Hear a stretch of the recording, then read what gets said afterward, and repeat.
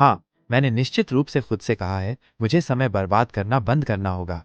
कई बार ऐसा हुआ है जब मैंने सुबह उठकर कार्यों की एक सूची बनाई है, कॉफ़ी बनाई है और फिर खुद को सोशल मीडिया या अन्य कम महत्वपूर्ण गतिविधियों में उलझा हुआ पाया है, जिससे एक बहुमूल्य घंटा बर्बाद हो गया। यह जानकर तसल्ली होती है कि मैं इस स्थिति में अकेला नहीं हूँ।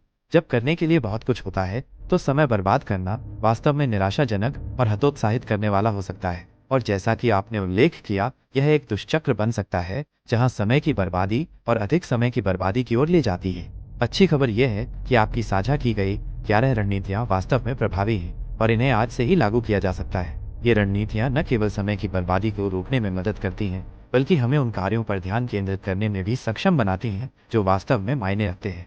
आइए, आपकी बताई गई प्रत्येक रणनीति पर थोड़ा और विस्तार से विचार करें। 1. अपने सच्चे लक्ष्य और इच्छाओं का पता लगाएं। यह एक मौलिक कदम है। जब हम जानते हैं कि हम क्या हासिल करना चाहते हैं, तो हमारा ध्यान केंद्रित रहता है। कार्य संबंधी लक्ष्यों को लिखना और हर दिन उनकी समीक्षा करना हमें ट्रैक पर रखता है। 2. अपने दिन का कार्यक्रम बनाएं।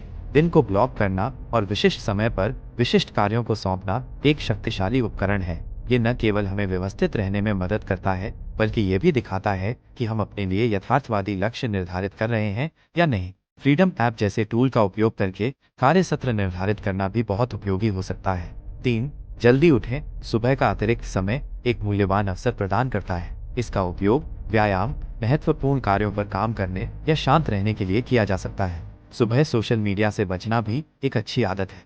4. सबसे पहले अपने सबसे महत्वपूर्ण कार्यों पर काम करें। यह टाल-मटोल को मात देने की एक शानदार रणनीति है। उच्च प्रभाव वाले कार्यों को पहले निपटाने से यह सुनिश्चित होता है कि दिन के अंत तक महत्वपूर्ण चीजें पूरी हो जाएं। 5. ध्यान भटकाने वाली वेबसाइट ब्लॉक करें। सोशल मीडिया और अन्य विकर्षणों को ब्लॉक करने के लिए फ्रीडम जैसे ऐप का उपयोग करना एक गेम चेंजर हो सकता है। ये हमें एक समय में एक कार्य पर ध्यान केंद्रित करने में मदद करता है। 6. कम मूल्य का काम विशिष्ट समय पर करें। कम महत्व वाले कार्यों को पूरी तरह से अनदेखा नहीं किया जा सकता है। उन्हें दिन के विशिष्ट समय पर शेड्यूल करने से हम उत्पादक बने रहते हैं, जबकि अधिक महत्वपूर्ण कार्यों के लिए अपनी उच्च ऊर्जा बचाते हैं। 7. गहन कार्य करें। कैल न्यूपोर्ट द्वारा वर्णित गहन कार्य सार्थक और महत्वपूर्ण कार्य पर लंबे समय तक बिना किसी व्यवधान के ध्यान केंद्रित करने की प्रथा है। इसे अपनी दिनचर्या में शामिल करना उत्पादकता को काफी बढ़ा सकता है।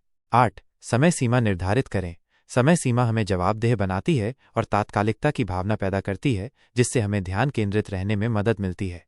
9. अपनी ऊर्जा का प्रबंधन करें। अपनी ऊर्जा के स्तर को समझना और उसके अनुसार अपने दिन की योजना बनाना महत्वपूर्ण है। पूरे दिन ब्रेक लेना हमारी मानसिक और शारीरिक ऊर्जा को बनाए रखने में मदद करता है।